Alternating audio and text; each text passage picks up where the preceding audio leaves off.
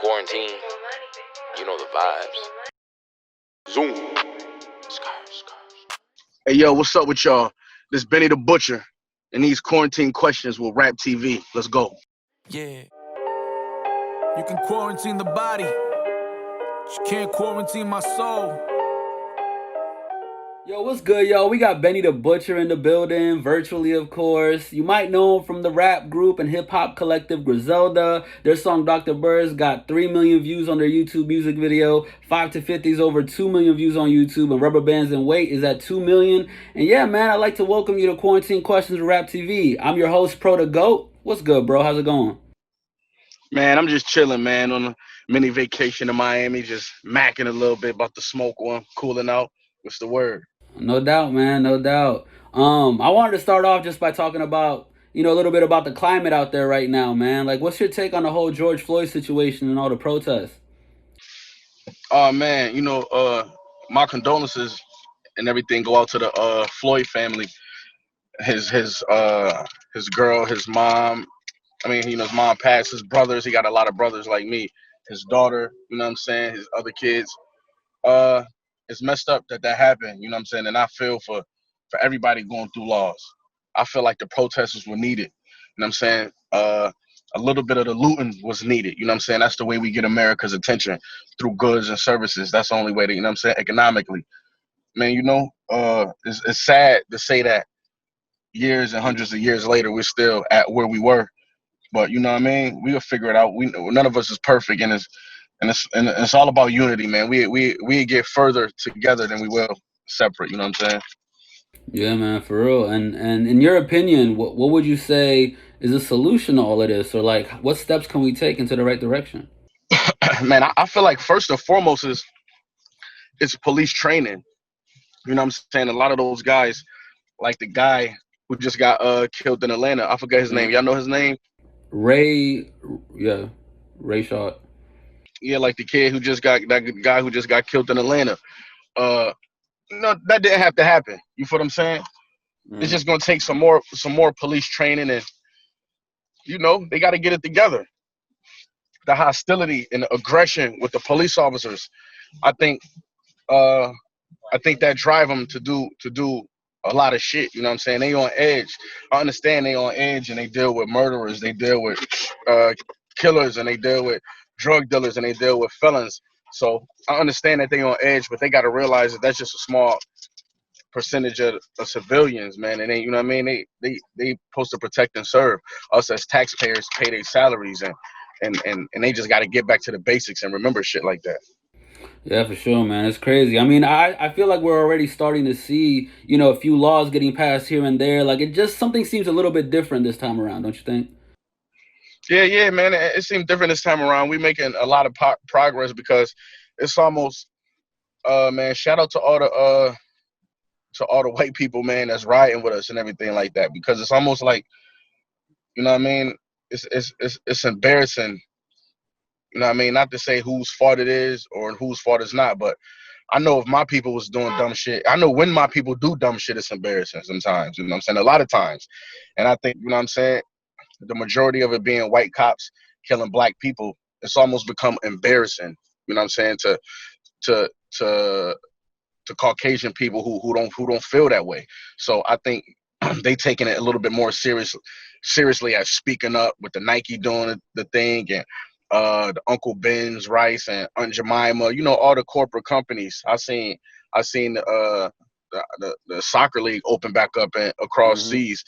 And, the guys had the Black Lives Matter on their jerseys, you know what I'm saying? So it's kind of like they feel like, you know what, we could do more, let's do more. You know what I'm saying? Because it's almost like, what the fuck? You know what I mean? Yeah, man, it's become international almost, you know what I mean? Like, different countries even coming together, too, for the same cause. And yeah, that's crazy. Yeah, for real. And I just hope we keep making, those steps, implementing those changes moving forward. But switching gears real quick, man, congratulations on getting nominated for the Best Rap Group on the BET Awards. Oh man, thank you. I appreciate that, man. That's big, man, and that's an accomplishment coming from where I come from, and I'm very proud of that, man. I know the boys is too. Yeah, did y'all see that coming or like anything about that? Nah, I didn't know. I just seen the text message that morning in the group text saying we was nominated. And then when you look back on the year, you kind of like, oh, okay, yeah, it makes sense. Oh yeah, y'all definitely put in that work. Right. You know what I'm saying? So, it's definitely warranted, and it's motivation. That motivate me to want to, do more next time. Yeah, man, for sure. And also, I wanted to say congratulations on your acting debut with the movie Conflicted, getting your Blair Underwood on, right? Yeah, my Blair Underwood on, man. And that was just an opportunity that I had. Shout out to Deuce King. Shout out to AK Reed, John Stover. Those OGs I'm familiar with in my town. And I had an opportunity to executive produce the movie and star in it. And I took it, and I took it serious. And I really just fed off the other actors in it. And I feel like people going to be surprised when they see my performance in there. And when they just see the whole story, I think people going to be surprised. And they're gonna respect the Griselda move in the film industry, as well as everything else we doing, music and merch. For sure, man. And what made you want to take up acting, like in the first place? Because I just always felt like I could act. I just always Mm-hmm. felt like that. You know what I'm saying? I gotta, you know what I mean? I got a funny character sometimes. I know how to joke around a bit, and I just feel like I could act. You know what I mean? Especially like something I started my first role, something that wasn't too far away from, from a street character, things, something that I've been around my whole life. So I stuck close to it, but I feel like I can do other roles and everything. But just to get comfortable, I stuck kind of like, Mm-hmm. in a comfort zone. No doubt. And then as far as the acting world goes, like, is that something you're going to continue to pursue more of, or are you going to focus on the music now, or what's that looking like?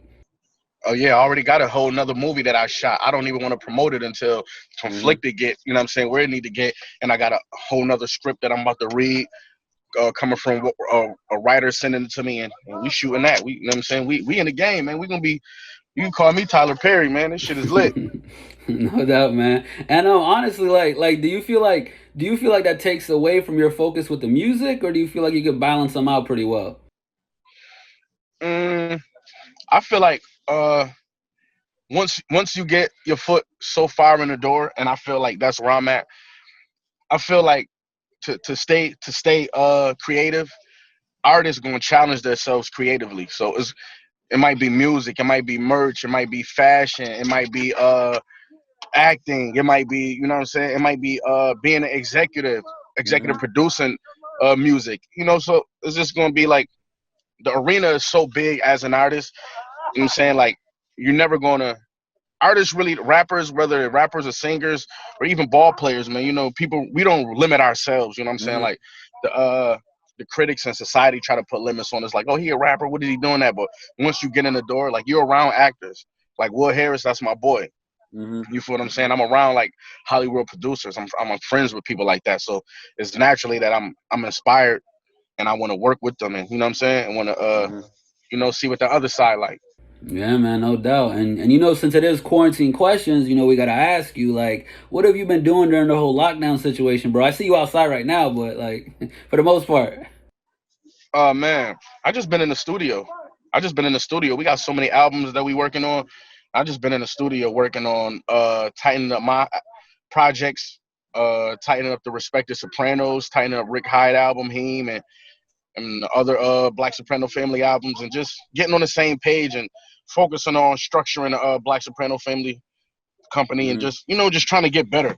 More meetings and more telephone calls and more shit like this, more Zoom interviews, you know what I'm saying? Just Mm-hmm. getting everything on point that's outside of the music and outside of the traveling, you know what I'm saying? Just still sharpening my sword, because you know what I'm saying, you gotta sharpen the back of the sword, because now the front of the sword we can't use that because of the Mm-hmm. COVID. So you gotta be versatile. Now we need the back sharp. So we just focus on other things, man. We always stay busy. We never just sitting on our Mm-hmm. ass.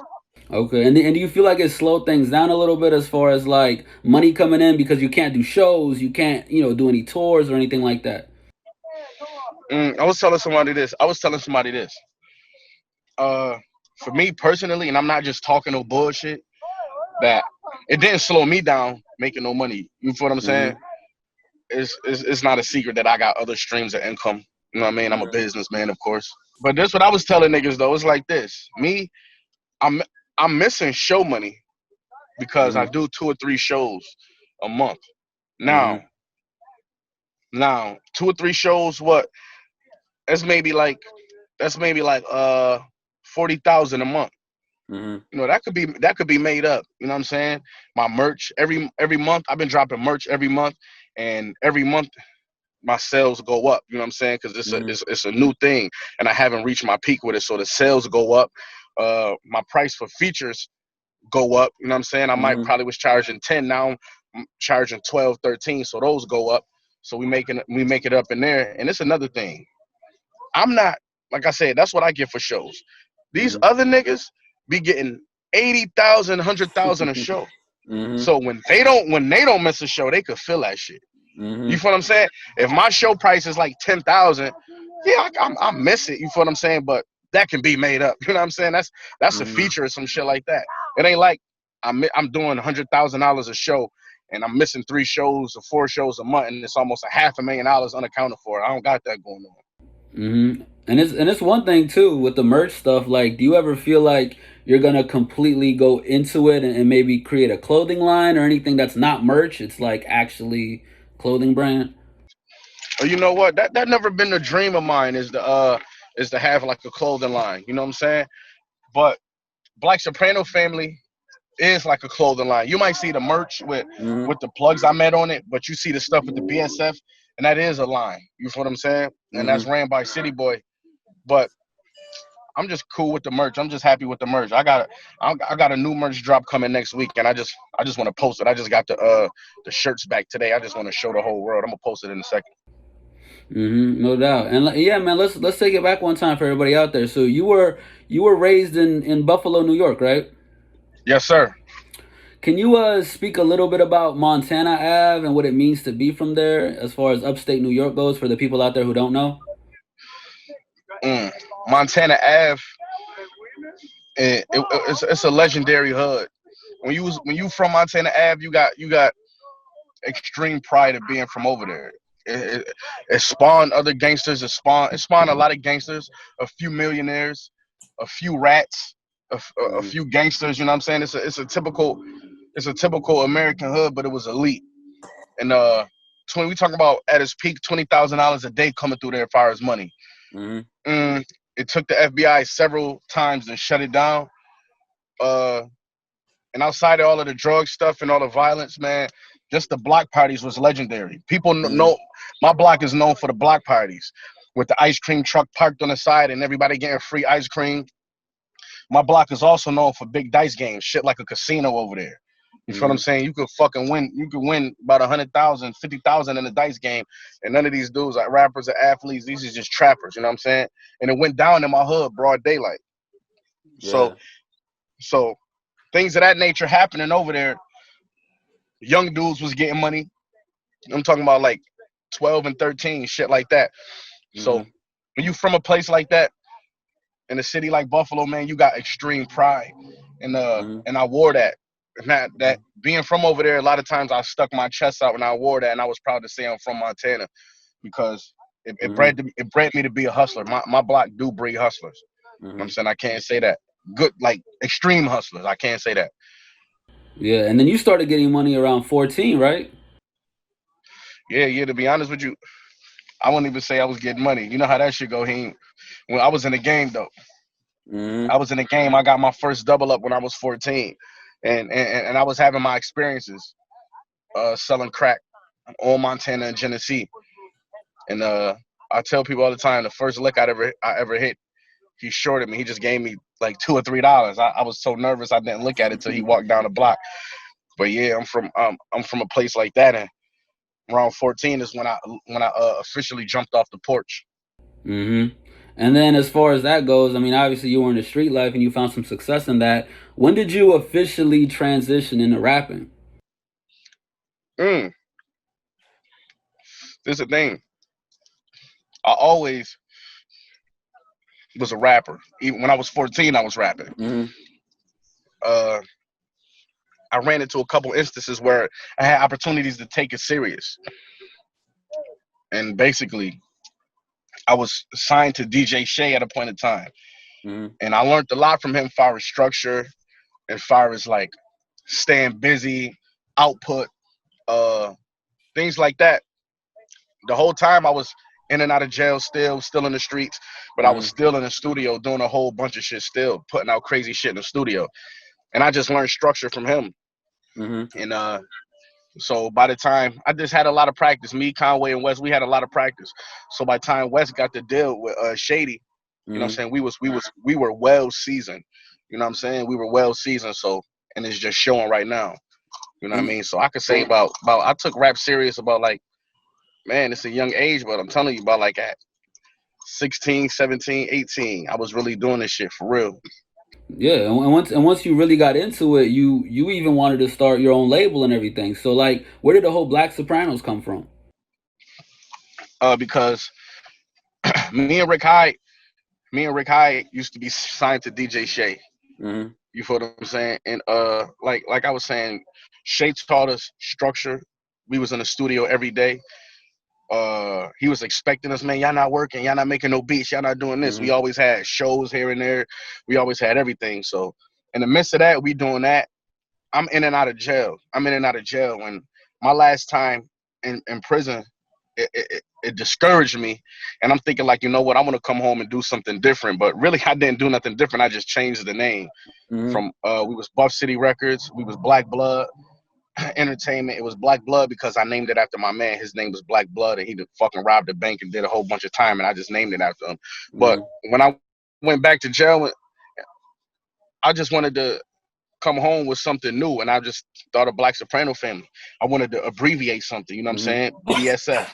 And I thought it sounded dope, and you know what I'm saying? And when I came home, it was like I had a new surge of energy, and then I just started going crazy, and that motivated everybody around me. And we all just joined in. And Westside and Conway, they're your cousins, right? Yes, okay, sir. so a question that I had, like, did you ever feel like you needed to prove something to them as far as like your rapping abilities? Always. Sometimes I still feel like that. Always. Because those is my older cousins.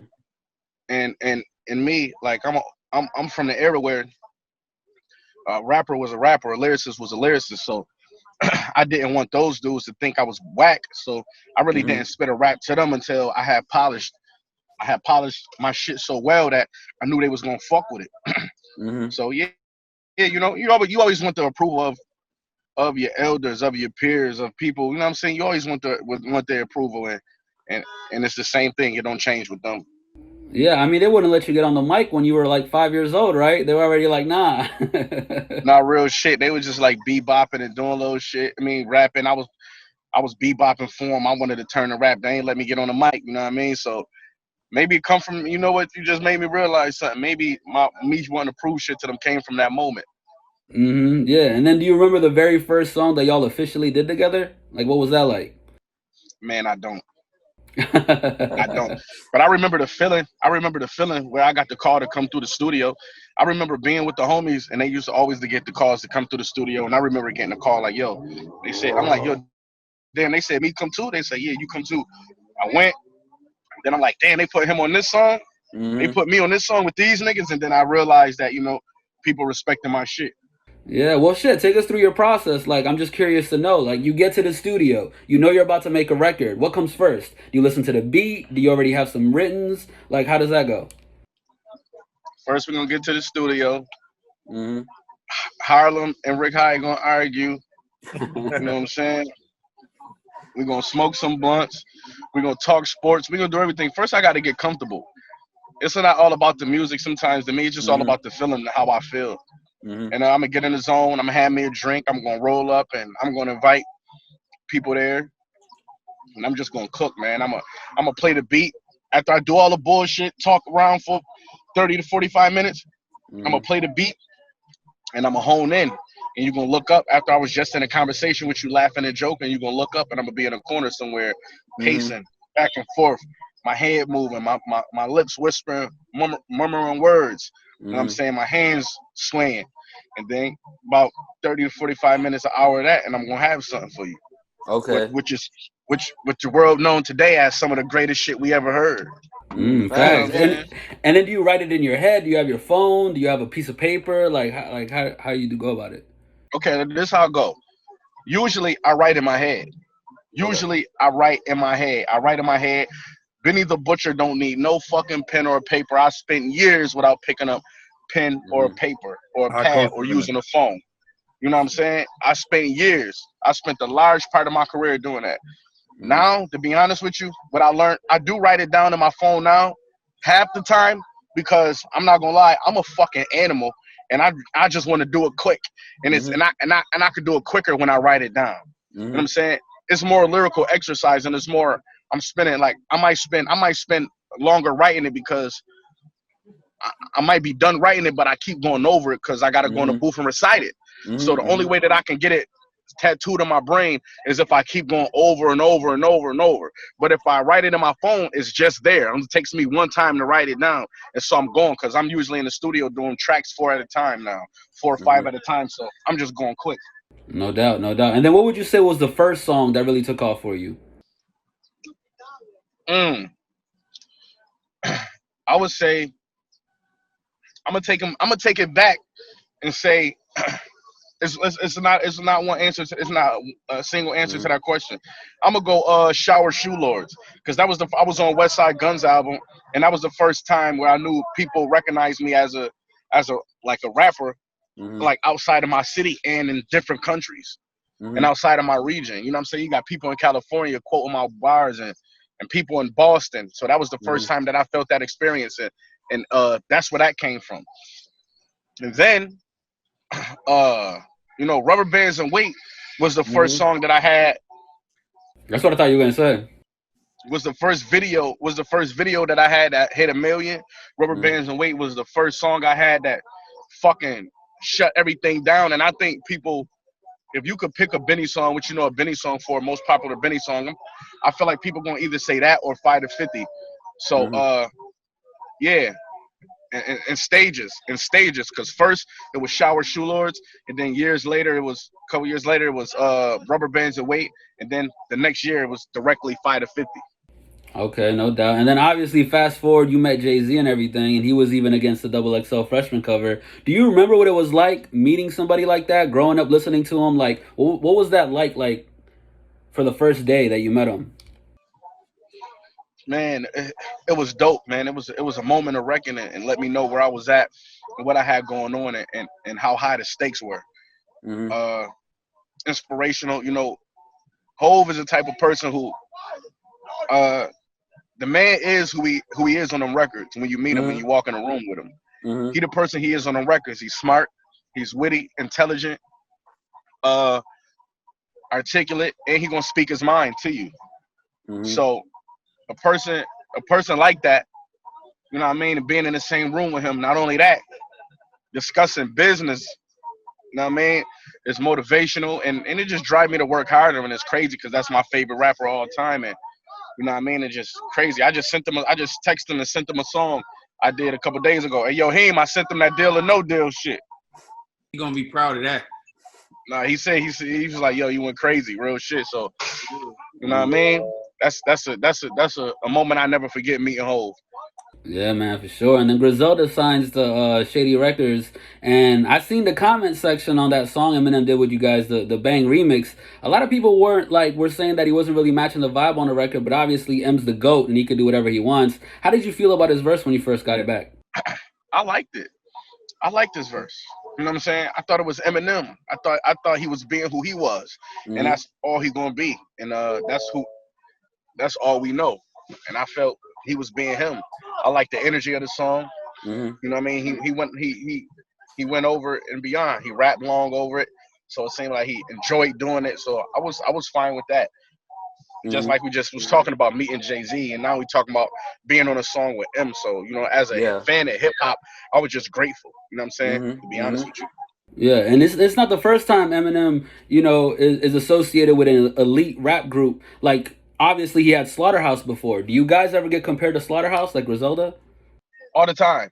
You know what I'm saying? But it's we get compared to them all the time because of the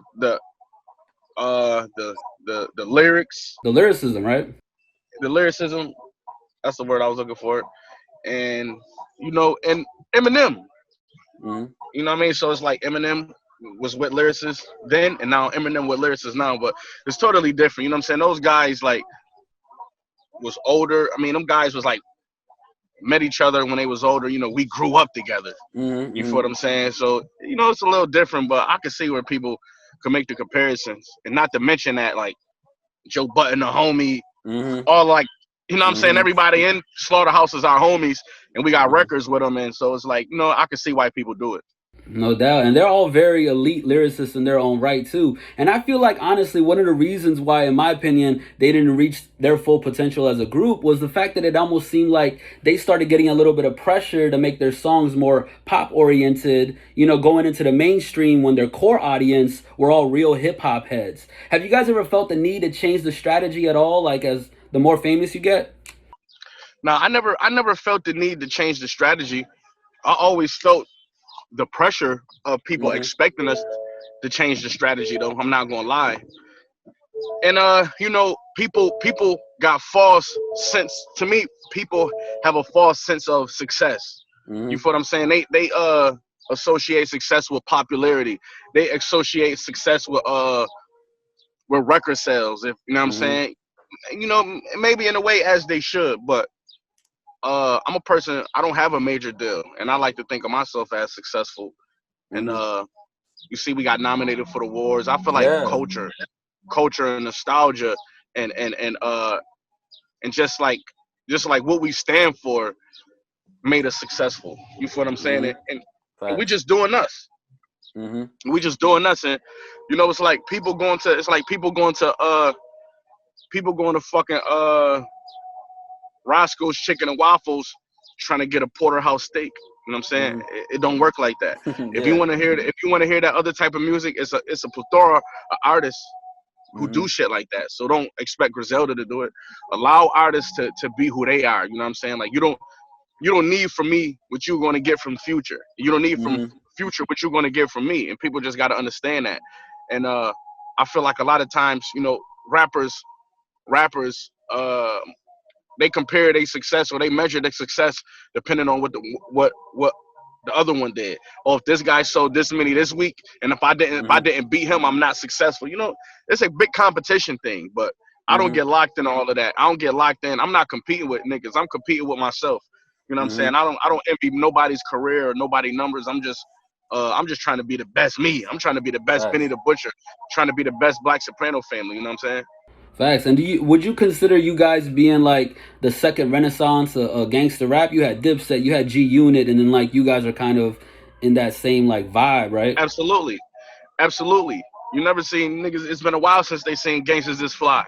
It's been a long time since they seen Gangsters This Fly, and I think it's the same story because we are from the same neighborhoods. We all dealt with the same shit.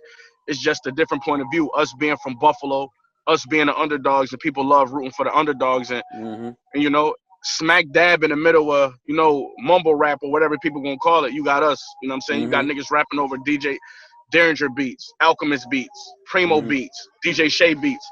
You feel what I'm saying? In the middle of all of that. So I feel like, you know, it was a perfect time to make this shift in hip hop. No doubt, man. And you're from the golden era of hip hop also. Like, I would personally like to know this.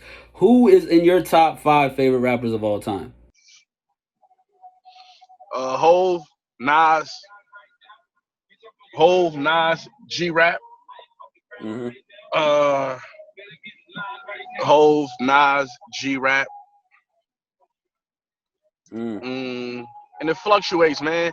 You could put Kiss in there. You could put Pac in there. You could put Big in there. Of course, you know what I'm saying? It fluctuates. You know what I'm saying? That answer might change if you ask me in another hour. You know what I'm saying? So, but that's basically the basis of it. You know what I'm saying? The era, the golden era, the solid golden era. I was born in '84. You feel what I'm saying? So that solid golden 90, 92 to 2003, 2004 type era. You know what I'm saying? Yeah. And then as far as the new generation goes, do you have a favorite new generation rapper?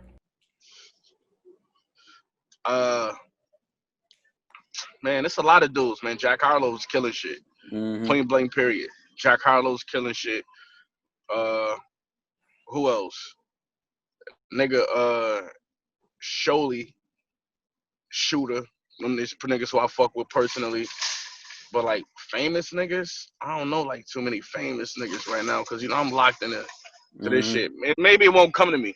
I'm so busy listening to these niggas who on the screen with me right now, listening to the shit that they got. You know what I'm saying? Really, they the next niggas. You know what I'm saying? In a year from now, I want these niggas really gonna have the torch in their hand. On some. No doubt, man. And well, people have been waiting on Benny the Butcher. Like, what you got coming up in the near future, man?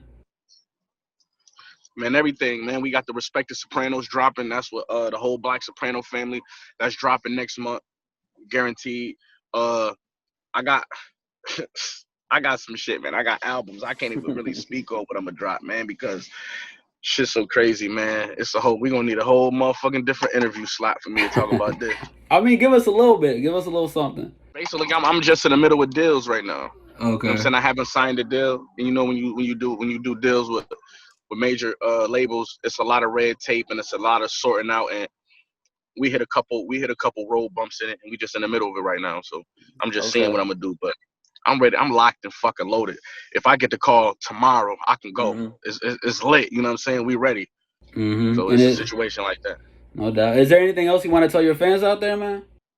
I want to tell the fans that the world is BSF's, Big Griselda and this motherfucker. God is good. Won't he do it? You know what I'm saying? Respect the Sopranos dropping next month. We killing shit. We shooting videos. We doing everything. We running the table.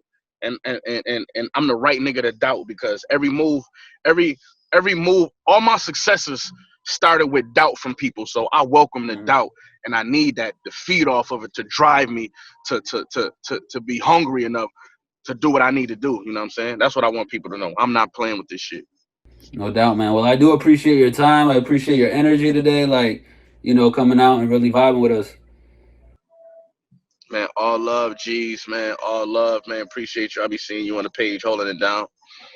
Yeah, for sure, man. Bet. So once again, I'm Pro the GOAT with RapTV, and this was Quarantine Questions. Make sure y'all hit that subscribe button, notification bell to stay up to date. We're dropping interviews all the time. Make sure y'all go get that RapTV merch at rapart.com and join our community by texting 908-341-0067. And as always, don't forget to smash that like button. And one last time, let's give it up for Benny the Butcher, y'all. All love, baby. All love, my nigga. Thank you, man. Be safe out there. You can quarantine the body, but you can't quarantine my soul.